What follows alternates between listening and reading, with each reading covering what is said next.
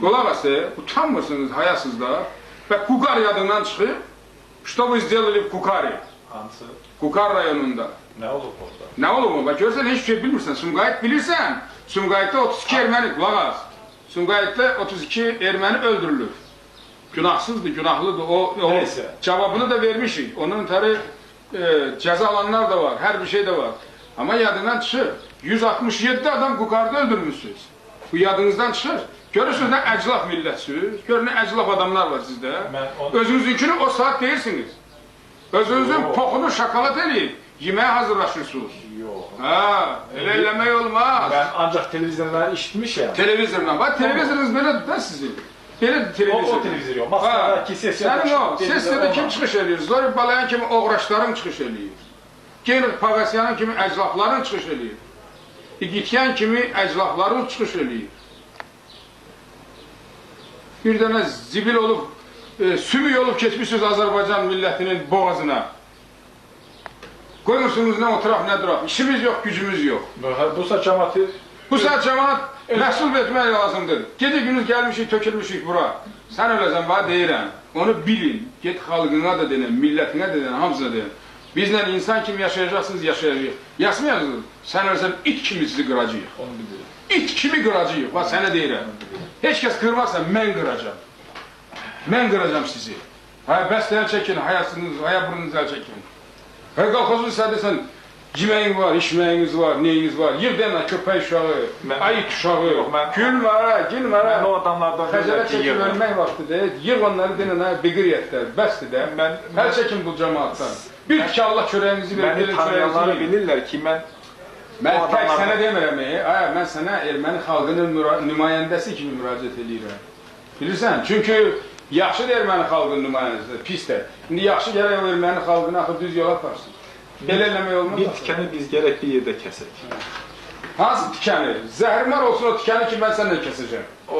Qulaq asara, zəhrimar olsun o tikəni ki, mən çəkəcəm. Acımdan ölərəm, acımdan ölərəm. Amma mənim xalqıma xəyanət edən adamdan çörək kəsmərəm. Yox, rəskələri kəsək mənləsə, şəxsən mənləsə. Şəxsən sənlə bəlkə də kəsə bilərəm. Şəxsən mənlə. Amma o əclaflar var, məcbur edib məni gəlmişəm, əlimə avtomat, gecə gündüz buralarda adam qovuruq.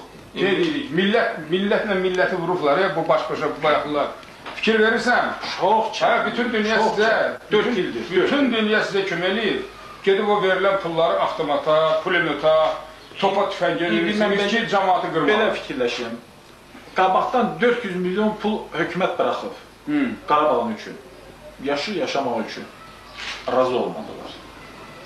Sonra Volki gəldilər, o Qriqoryan Vaçı sədrdir. Kimdir o Qriqoryan Vaçı? Öldü, getdi. Öldü, getdi. Elə hamınız o Vaçı kimi qırılacaqsınız da.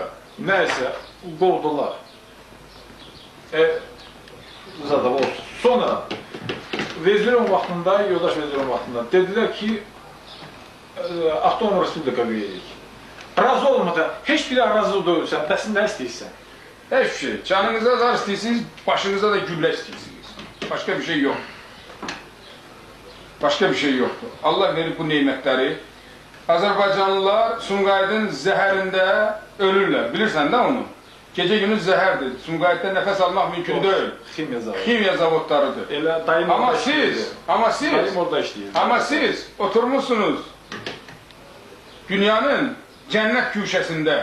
Qarabağ Bikislavos kimi. Cənnət güşəsindəsiniz. Amma buna baxaraq qudurursunuz. Çünki ona görə ki, yalınız artıq olur. Vaxtında ipinizi çəkən olmuyor. Ona görə qudurursunuz.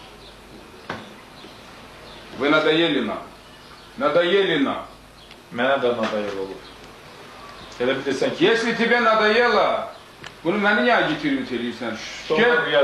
Get o alçaqlarına, oğraşlarına, denən ki, qoy tüfəngi yerə, get təslim ol, get Azərbaycan qanunlarına tabi ol. Azərbaycanda Azərbaycan hökumətinin qanunu işləməlidir. Azərbaycanda Azərbaycanın bayrağı qalxmalıdır. Ölsəniz də qoymarıq Azərbaycanda erməni bayrağı qalxmalı. Arxayn ol, onu qoymarıq. Axırıncı küçüyünüzü də öldürəcəyik. Əgər belə getsin.